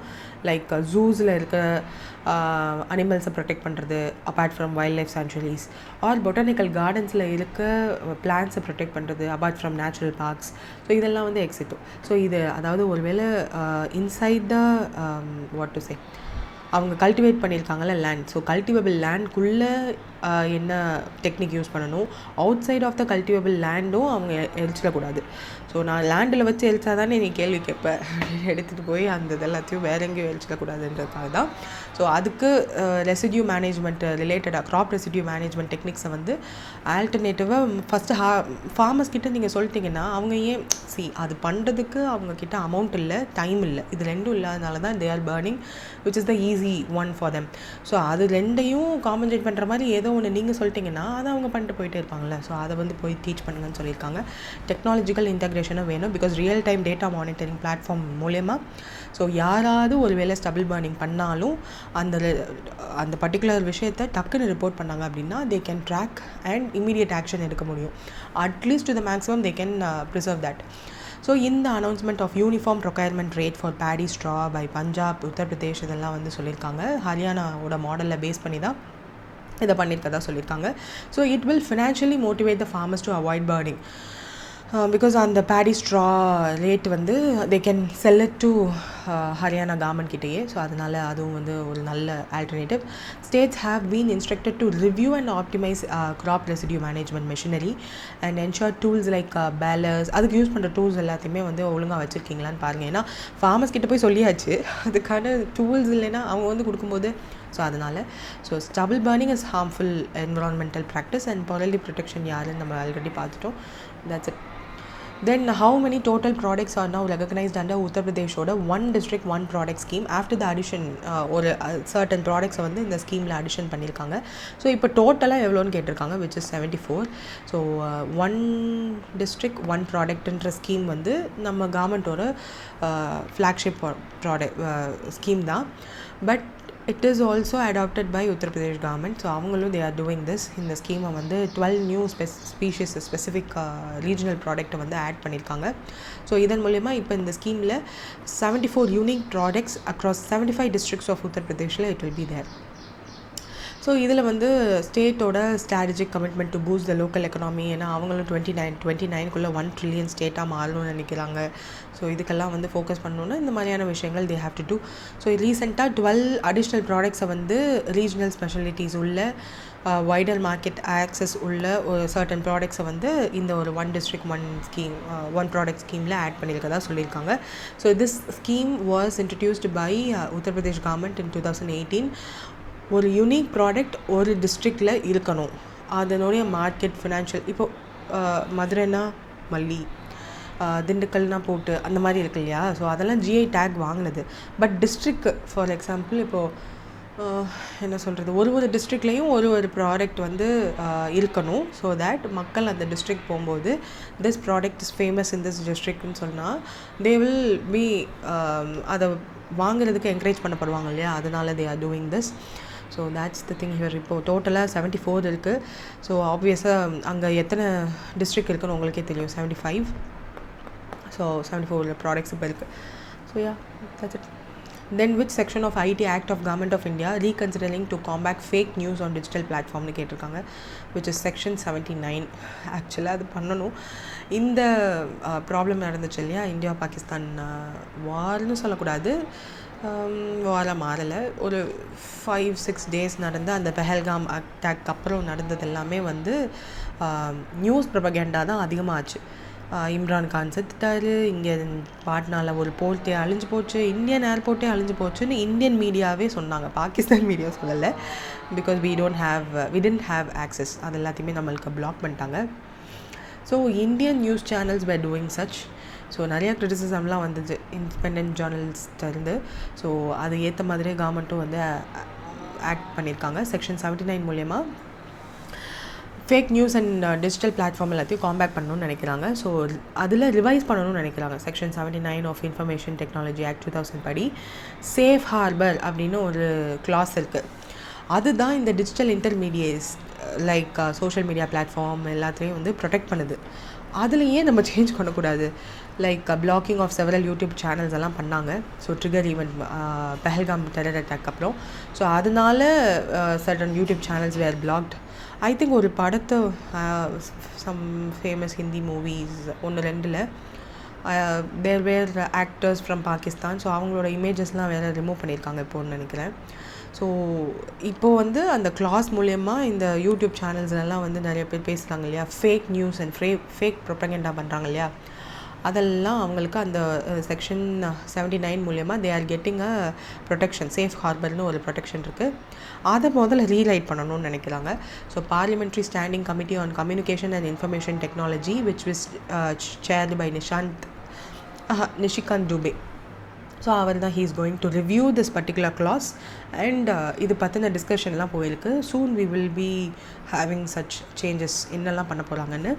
The aim of this committee is to increase the accountability in digital platforms by tightening the rules.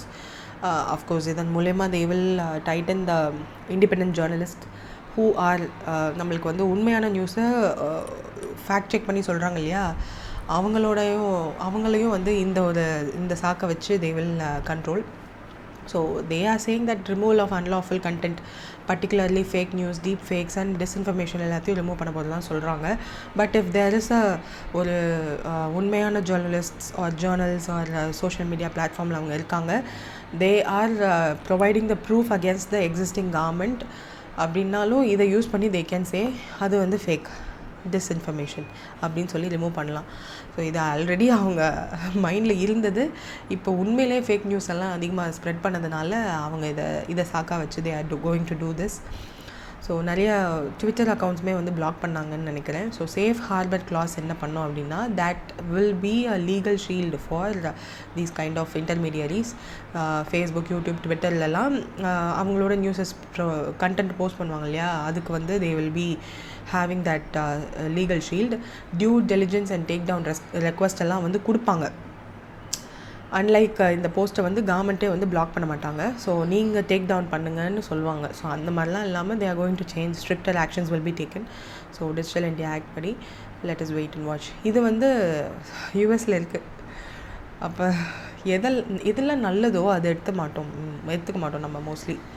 எதெல்லாம் ஃப்ளாட் அப்ரோச் இன் வெஸ்டர்ன் நேஷன்ஸோ அதெல்லாம் ஈஸியாக நமக்குள்ளே வரும், அதையும் நம்ம ப்ரைஸ் பண்ணுவோம். But this is also like that. But நம்ம ஒன்றும் பண்ண முடியாது, ஏன்னா அந்த மாதிரி ஃபேக் நியூஸஸ் வரும்போது நம்மளுக்கு ஃபேக்ட் செக் பண்ணவும் முடியாது. பிகாஸ் பாகிஸ்தானி நியூஸ் பேப்பர்ஸோ நியூஸ் சேனல்ஸோட ஆக்சஸ் இல்லை.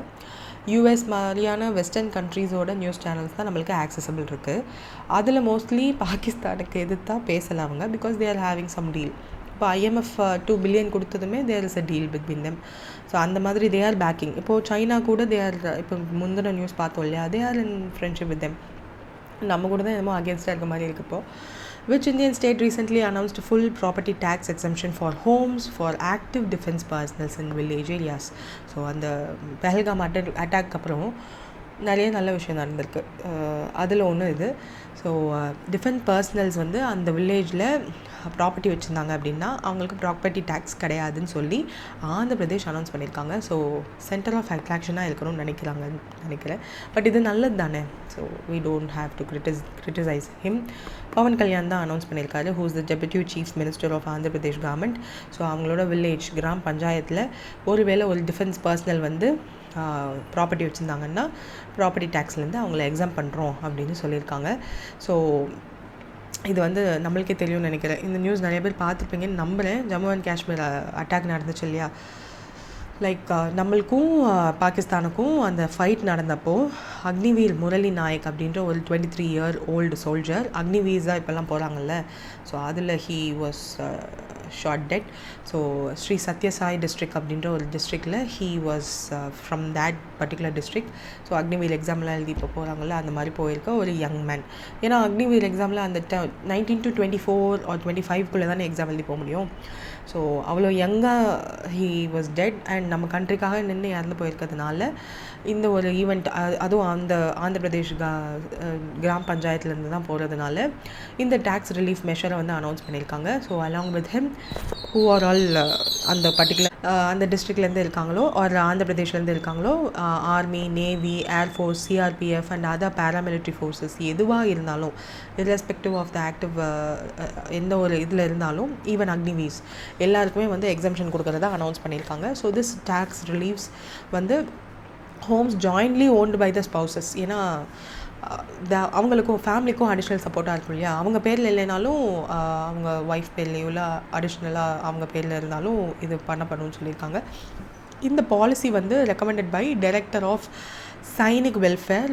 அதனுடைய அப்ஜெக்டிவே என்னென்னா recognize the contributions of currently serving soldiers to India or not just the veterans. ஏன்னா எப்போவுமே வந்து வேலை அதாவது மிலிட்ரியில் சர்வ் பண்ணி முடிச்சதுக்கப்புறம் தான் எல்லா பெனிஃபிட்ஸும் அவங்களுக்கு கிடைக்கிற மாதிரி இருக்குது. ஸோ ஏன் அவங்களுக்கு மட்டும் பண்ணுறீங்க, எக்ஸிஸ்டிங் சோல்ஜர்ஸ்க்கும் பண்ணுங்கள், சர்வ் பண்ணிகிட்ருக்க சோல்ஜர்ஸ்க்கும் பண்ணுங்கள் அப்படின்னு சொன்னதுனால அந்த பாலிசி ரெக்கமெண்டேஷன் மூலயமா they are doing this now. So அவ்வளோதான், வேறு ஒன்றும் இல்லை. That's it for today. If any, do comment and thank you.